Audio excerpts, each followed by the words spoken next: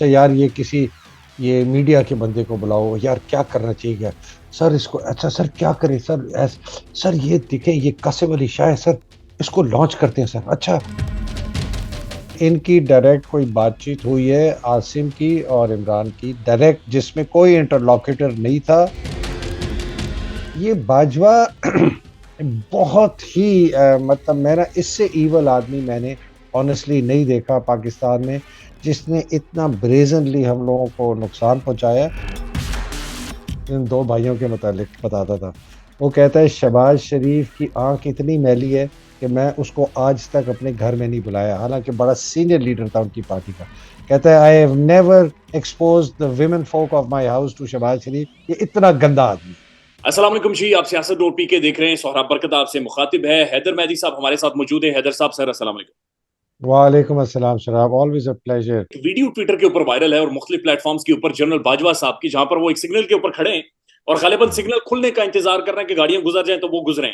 लेकिन उसी दौरान पाकिस्तान में सर एक साथी है शाहिद असलम साहब, वो उनसे जबरदस्ती गैर कानूनी तौर पर पासवर्ड्स मांगे जा रहे हैं और वो रिलेट कर रहा है जनरल बाजवा साहब की इंफॉर्मेशन के हवाले से। दोनों पिक्चर्स को सर जोड़ें आपस में। सुराब, जो मैं बहुत अरसे से बात कर रहा था, 6-7 महीने से, कि जब एक स्टेट फैसिज्म की तरफ जाता है और टोटलिटेरियनिज्म की तरफ जाता है, तो जो ताकतवर हलके होते हैं उनकी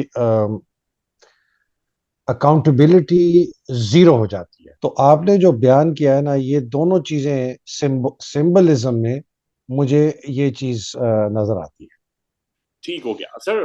कासिम अली शाह साहब ने इमरान खान साहब का इंटरव्यू किया और वो ट्विटर के ऊपर सर तकरीबन 24 से 48 घंटे टॉप ट्रेंड करते रहे और लोग कहते हम्म। रहे कि रॉन्ग नंबर है। कासिम अली शाह साहब इंटरेस्टिंगली जो कि इंटेलेक्चुअल है, नो डाउट इन दैट, लेकिन वो इमरान खान साहब को बार बार एक चीज की तरफ करेंगे, खान साहब माफ कर दो, आगे चलो, नेल्सन मंडेला यही काम करता था।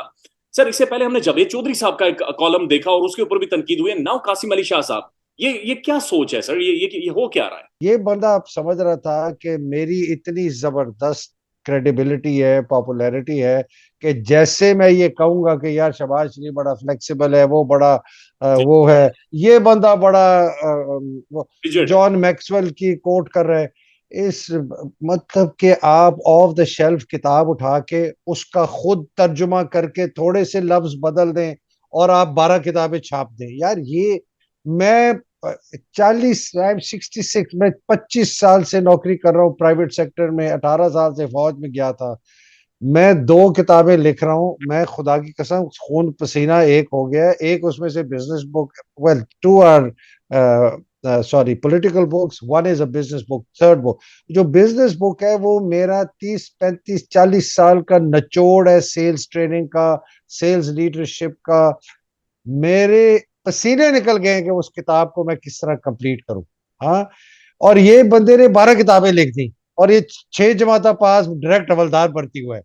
तो मैं ऐसे लोगों पर बहुत हैरान होता हूँ, मैं तो इनकी क्रेडिबिलिटी। लेकिन वो हमारा मुल्क ऐसा है, बेचारे इतने सादा लोग हैं, ये आके कलेजी रंग की कभी पहन लेता है कोट, कभी हरे रंग का कोट, अजीब किस्म का वो। अभी ठीक है, मैं बता, ट्रेनिंग में एक ड्रामा भी होता है, उसका भी एक एक अपना एक जगह है। हम बेसिकली जो ट्रेनर्स होते हैं ना, घुंघरू पहन के आते हैं और डांस करते हैं कि लोग हमारा डांस देखें, हम बड़े खुश हैं। वो 1 ट्रिक पोनी, 2 ट्रिक पोनी, 4 घंटे बड़ी मोटिवेशनल बात की, ऐसे किया वो क्या, ओ यार क्या बात है इस आदमी की। लेकिन तो एंड में देखा कि कल को जब हम घर गए तो कख भी नहीं, हमने कोई चेंज नहीं आया। जी। So I really am very disappointed in this man. और ये अच्छा हुआ है कि ये एक्सपोज हुआ है, बिकॉज ये लोगों को बड़ा इसने ना मिसगाइड भी ये करता होगा। मतलब इसने बड़ी कंट्रोवर्शियल बात की थी औरतों के मुतालिक, एक खास नुक्ता नज़र से, कि जी उनका सिर्फ काम है पढ़ के घर में बैठा रहना और खिदमत करना। मतलब ये एक सोच एक खास तबके की है। लेकिन फॉर दिस गाय टू से दिस, तो ये एक किस्म की कितनी एक ऑब्सक्यूरेंटिस और कितनी नैरो ये एक इंटरप्रिटेशन है, जो एक खास किस्म का तबका करता है हमारी फीमेल जेंडर के मुतालिक, कि ये जी सिर्फ उनका यही काम है। अच्छा सर, इंटरेस्टिंग बात यह है कि उसके बाद मुख्तलिफ जगहों पर इंटरव्यू देते हुए उन्होंने कहा कि मैं जी 12 करोड़ यूथ को सही डायरेक्शन देना चाह रहा हूं। हमारी यूथ की कोई डायरेक्शन नहीं है सर। इन्हीं इसी यूथ ने, इन्हीं लोगों ने ट्रेंड चला दिया था Qasim Ali Shah wrong number. Sir क्या वजह है कि ये यूथ को बेवकूफ समझते हैं? ये समझते हैं कि बच्चों को, नौजवानों को इंटरनेट यूज कर रहे हैं, गूगल यूज कर रहे हैं, उन्हें पता नहीं है। ये अभी तक क्यों इस मुगालते में है कि ये लोग बेवकूफ है यंगस्टर्स? सौरभ, अब आप now let's go to people. अब आप ये देखें कि ये सोच कहाँ एमिनेट कहाँ करती है, किसके दफ्तर में करती है। एक आईएसआई का कोई विंग है, आप पारा में बैठा हुआ, उसके अंदर एक मेजर है, दो लेफ्टिनेंट कर्नल है, एक ब्रिगेडियर है, तीन ब्रिगेडियर, एक जनरल। वो बैठे हैं जी, क्या करना चाहिए? अच्छा यार, ये किसी ये मीडिया के बंदे को बुलाओ यार, क्या करना चाहिए क्या सर इसको? अच्छा सर, क्या करें सर? सर ये देखें, ये कासिम अली शाह है सर, इसको लॉन्च करते हैं सर। अच्छा, अच्छा यार, हाँ यार, बात तो बड़ी सही।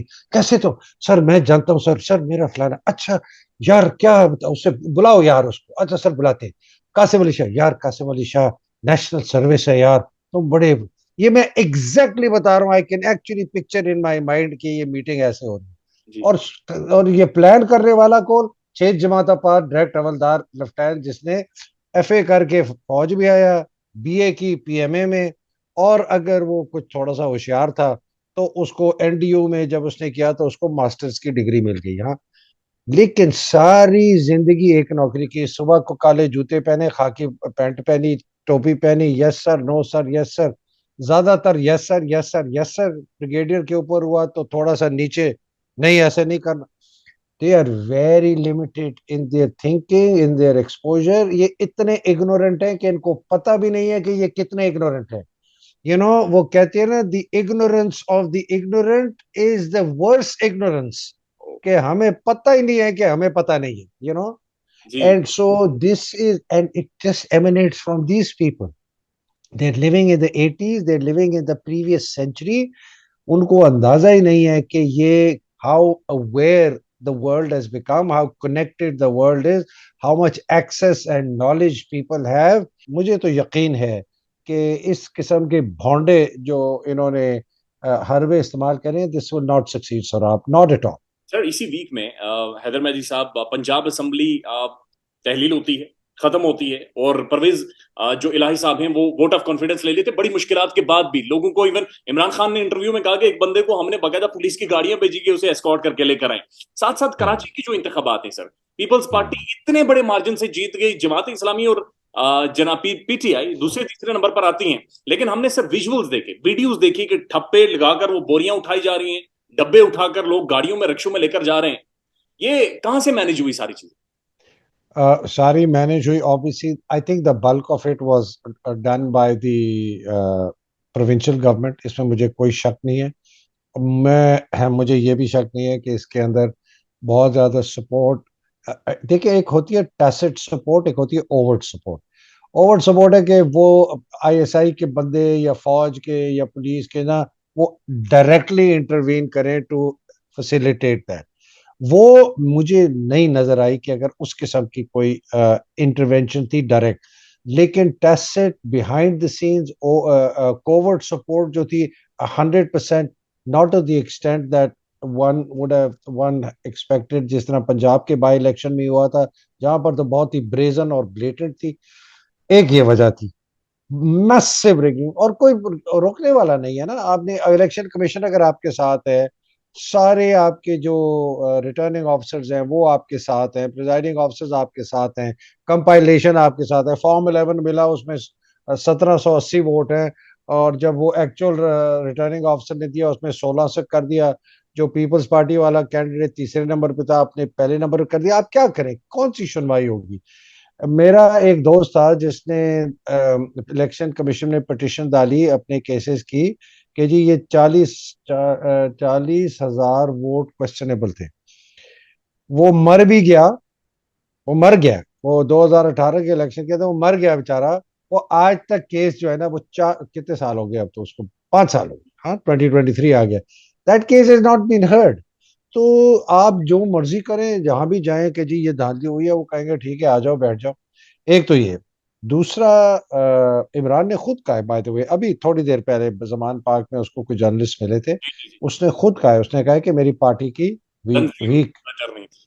हाँ, वीक एडमिनिस्ट्रेटिव स्ट्रक्चर था, वीक ऑर्गेनाइजेशन स्ट्रक्चर था, और हम इस वजह आई थिंक तीसरी जो है ना, एक मेरा फैक्टर, दो और फैक्टर मेरी नजर में लगता है मुझे, शराब, वो है कि जब एमक्यूएम करती है ना कि जी हम बॉयकॉट कर रहे हैं, तो उसका जो पुराना खौफ और डर था ना कि जब एमक्यूएम बॉयकॉट किसी चीज को करती है और लोग अगर जाएं, तो लोगों को खौफ होता है कि वो आके फिर वो फायरिंग करते हैं, धन धनाते हैं।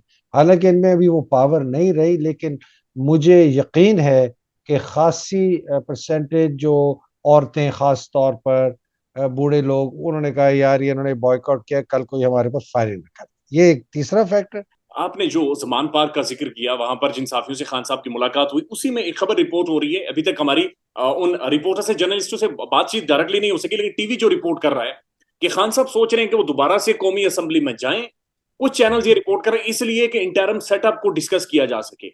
ये इस पर क्या आपकी एनालिसिस? सौरभ, ये बड़ी, ये इनके एक जो लॉयर है ना जो केस परसू कर रहे हैं, मॉडल टाउन वाला, और ये गवर्नर के खिलाफ पिटीशन, का नाम है अजहर सदीक, सुप्रीम कोर्ट के लॉयर। अजहर सदीक बहुत अरसे से ये एडवोकेट कर रहा था खान साहब को कि आप जो है असेंबलियों में वापस जाएं, बिकॉज अदरवाइज ये राजा रियाज के साथ मिलके इन्होंने इंटरिम चीफ मिनिस्टर बनवा लेना है अगर जब भी आएगा। तो आज और अजहर से मेरी पिछले 2-3 दिन में काफी डिटेल्ड बात हुई है, एक ट्विटर स्पेस पे और पर्सनली भी। उन्होंने बहुत एक्टिवली, और उन्होंने पार्टी के काफी लोगों को इस पर कर दिया कन्विंस कि यार this is the right step, अगर आप अभी नहीं गए तो आप ये बहुत चीजों से आपको हाथ धोना पड़ेगा। तो ये आई थिंक इमरान फाइनली समझ गए हैं और उनकी जो सोच में आ गए। तो मेरे ख्याल में tactically it is a very good move. अब लोग कहेंगे जी यू टर्न किया, यू टर्न ऐसी बात नहीं है। इन्होंने जो फायदा उठाना था इस रिजाइन करके बाहर आके डेमोस्ट्रेशन करके वो उठा लिया। जी। अब मौका है कि टैक्टिक्स चेंज करें। आपने टैक्टिक्स चेंज करी, आप वापस जाएं। अगर आप उनको वोट ऑफ नो कॉन्फिडेंस में हरा सकते हैं, जो कि शायद चांसेस हो, अगर वो हरा सके, तो उसके बाद पता नहीं ये जो नया, देखिए ये इस तरह होता है। सो लेट्स से शहबाज शरीफ के खिलाफ ये वोट ऑफ नो कॉन्फिडेंस लाती है, लेट्स, और शहबाज शरीफ हार जाता है 100, उसको 71 वोट मिलते हैं, आई थिंक 172 उसको चाहिए, 171 मिलते हैं, नहीं loses. Then there is an election for the next next. Prime minister. जी।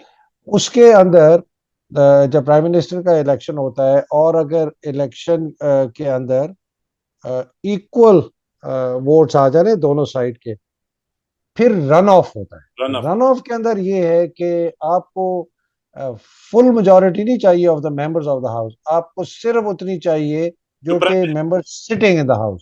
जी जी। अब उस वक्त इनके पास उतने बंदे होते हैं या नहीं होते, ये देखने वाली बात है। बट ये वापस जाने का इनका जो असल मकसद है वो ये है कि जो जो प्री इलेक्शन डिसीजंस हैं, खास तौर पे केयर टेकर प्राइम मिनिस्टर की, उसके अंदर ये they become the parties and not the other Raja Riaz. लेकिन मुझे अभी ख्याल आया कि ये इतने खबीस हैं ये ऑपोजिशन वाले, हो सकता है ये आज आप वो राजा रेंटल जो है ना वो कहे जी मैंने 133 जो है ना वो मैंने एक्सेप्ट कर लिए रेजिग्नेशन, जो उनके बाकी है ना। हम्म, जी बिल्कुल ये आप। भी जी, कंप्लीट कर लें। नहीं, मैं ये कह रहा था कि ये इतने खबीस हैं, बिकॉज रूल ऑफ लॉ तो है नहीं ना। आप हाँ। जो दिल चाहे आप कह दें, और लॉ आपको जो कोर्ट है वो आपको सपोर्ट, वो कहेगा जी आप लोगों ने रिक्वेस्ट की थी, तो वो 11 तो अभी हो गए हैं, अभी जो आपके पता नहीं जितने भी है 152 शायद है बाकी रहते, वन हाँ, 152 है। 152 अराउंड। हाँ, हाँ, 152 कितने, है। जी। 152 है। मैं जी 152 का एक्सेप्ट करता हूँ, और ये उसी दिन ये ईसीपी को भेजेगा और ईसीपी उसी दिन डी नोटिफाई भी कर देगा, तो ये भी पॉसिबिलिटी है। सर, लास्ट टू क्वेश्चन है साहब। सर, पाकिस्तान में इंतखाबात जीते नहीं जा सकते जब तक कहीं ना कहीं से आपको सर एस्टेब्लिशमेंट की सपोर्ट ना हो, एस्टेब्लिशमेंट की सपोर्ट मौजूद ना हो। इमरान खान ने जितना कुड़ुम्बस रोला डलवा दिया पाकिस्तान में, असेंबलीज तहलील करके, अपने पॉलिटिकल मूवमेंट चला के, आप समझते हैं कि कहीं बैकडोर डिस्कशन या एस्टेब्लिशमेंट के साथ कोई बातचीत या कोई मामला भी तय हुए? Saurabh, I would like to believe, yes, I would like to believe, ठीक है, बिकॉज अगर नहीं हुए ना तो ये बहुत ही खतरनाक बात है कि नहीं हुए। तो मेरा जहां तक असेसमेंट है, और मुझे कुछ थोड़ी खबर आज से 3 एक हफ्ते पहले मिली थी, या 3 3 हफ्ते आई थिंक हो गए, कि इनकी डायरेक्ट कोई बातचीत हुई है आसिम की और इमरान की, डायरेक्ट, जिसमें कोई इंटरलॉक्यूटर नहीं था। और ये मैंने अपने वीलॉग में भी उस वक्त मैंने कहा था असेसमेंट है, लेकिन ये मुझे थोड़ी सी खबर भी थी, असेसमेंट ज्यादा है लेकिन खबर भी थी। वो इसलिए मैं कह रहा था कि जनरल आसिम ने नेवल कैडेट्स को जब एड्रेस कर रहे थे तो उन्होंने बड़ी ओपनली कहा था कि पाकिस्तान बड़ा क्रिटिकल जंक्शन पे और सारे स्टेक होल्डर्स को साथ मिलना चाहिए। और उसके अगले दिन ही इमरान ने, अगर आपको याद हो, एक एड्रेस किया था नेशन पे, बड़ी उन्होंने बड़ी तहम्मुल से, बड़ी धीमी अल्फाज में उनके, जिस तरह वो तूफान और लाइटनिंग वाली तकरीर होती है वो नहीं थी। और उन्होंने कहा कि हमें आईएमएफ के पास वापस जाना पड़ेगा, बहुत ज्यादा हालात खराब होने वाले हैं, इससे भी ज्यादा महंगाई आएगी।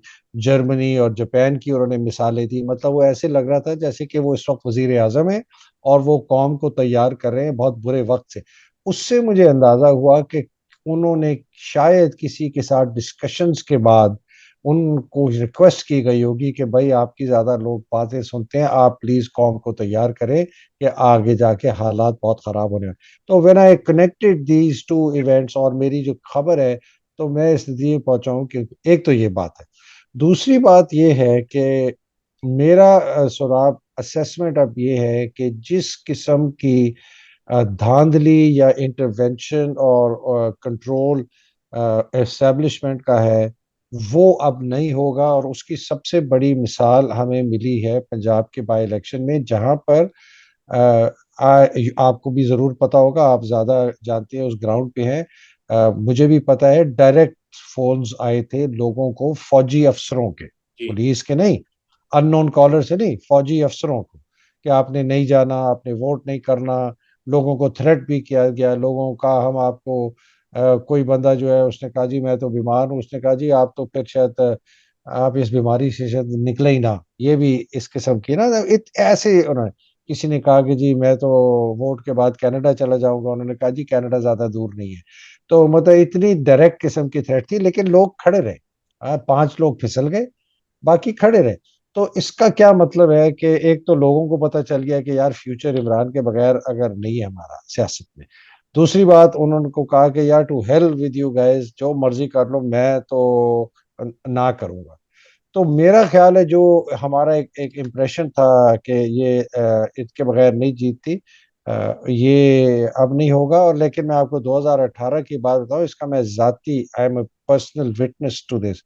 मैं पाकिस्तान में था, उसके बाद एक एनालिसिस किया था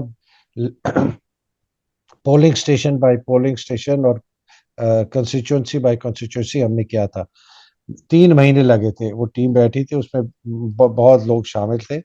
और नेट नेट उसका नतीजा था कि जी मिनिमम 21 सीटें और मैक्सिमम 27 सीटें जो है वो पीटीआई को धांधली से हराई गई है। उसके अंदर 2 फैक्टर्स थे। एक फैक्टर था कि वहाँ वोट चेंज किया गया इनको हराने के लिए, और दूसरा फैक्टर था कि गलत बंदे को आईएसआई ने कहा कैंडिडेट को दो, बिकॉज आईएसआई वाकई वेट कर रही थी, ये मैं आपको बिल्कुल गारंटीड बताता हूँ। और वो ये बाजवा बहुत ही मतलब मेरा इससे ईवल आदमी मैंने ऑनेस्टली नहीं देखा पाकिस्तान में, जिसने इतना ब्रेजनली हम लोगों को नुकसान पहुंचाया है। उसने उसने कहा कि जी हम ऐसे बंदे आपको वेट करके देंगे जो कि जिनके पीछे कोई ऐसा कोई बहुत बड़ा धांधली नहीं है, या उनके पास करप्शन के चार्जेस नहीं है। और ये सादा आदमी, इसने कहा अच्छा यार चलो अच्छे लोग लेके दोगे मुझे। और उन्होंने दबा के पैसा कमाया, जिसके अंदर आपके एक्स DGISI है जो सबसे ज्यादा, जिन्होंने माशाल्लाह अपनी जेब गर्म की।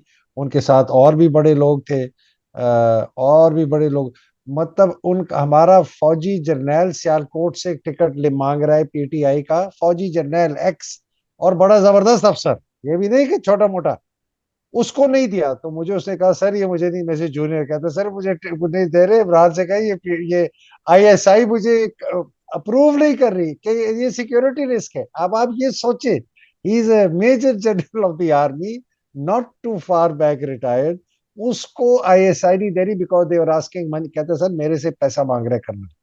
मतलब इतने ये बेशर्म थे। One last comment sir quickly कीजिएगा कि मियां नवाज शरीफ साहब वापिस आ रहे मेरा नहीं ख्याल। मेरा नहीं ख्याल। जिनके मैं दोस्त की बात कर रहा था मरहूम, वो बहुत इनके सीनियर लीडर थे, वो सेक्रेटरी जनरल थे इनकी पार्टी के, पंजाब के।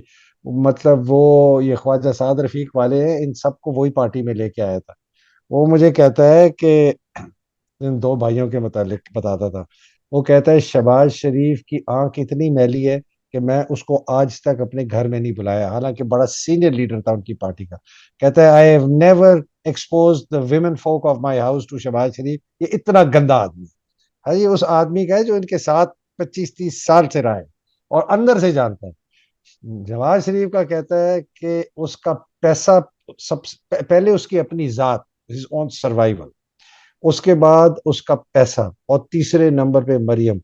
वो मुझे कहता था कि मेहदी, मुझे मेहदी कहता, वो कहता था मेहदी, जिस इसको जरा सा भी खतरा होगा ना कि यार मेरी जान खतरे में है, ये सबको बेच देगा, अपने खानदान को, औलाद को, बीवी को, बच्चों को, ये किसी को नहीं देखेगा, ये इतना जलील आदमी है। तो मैंने कहा तो इसके साथ करता क्यों है? वो कहता है यार सियासत। तो दूसरा कहता था इसका पैसा, he wants to preserve his wealth, और तीसरा है मरियम। कहते हैं in that order, his son himself, his wealth and Maryam. तो जब तक इसको ये होगा कि मेरी जान खतरे में है, या मुझे कोई उड़ा ना दे, या मुझे कोई जेल नहीं जा दे, अब तो उसको एक्चुअली अपनी जान का खतरा है। उसको ये डर है कि इतना ज्यादा उसके खिलाफ गुस्सा है पाकिस्तान में कि वो समझता है कि शायद उसकी जान को खतरा हो। और दूसरा उसको ये भी खौफ है कि कोई पता नहीं है, काया पलटने में पाकिस्तान में कोई देर नहीं लगती कि वो उसको उठा के जेल में फिर तुम दे के, तूने तो 4 साल जो बाहर गुजारे हैं, 7 साल कैद के, भाईजान वो अभी तक पूरे नहीं हो, वो अंदर हो जाए। तो ये कह रहे हैं कि ये मरियम को भेजेगा। आई विल हैव टू सी। मैं बड़ा वेरी हूँ कि मरियम भी आने के लिए तैयार है कि नहीं, शायद आ जाए, मुश्किल लगता है मुझे। हैदर मेहदी साहब, pleasure having you sir, thank you so much, बेहद शुक्रिया। वालेकुम, खुदा हाफिज।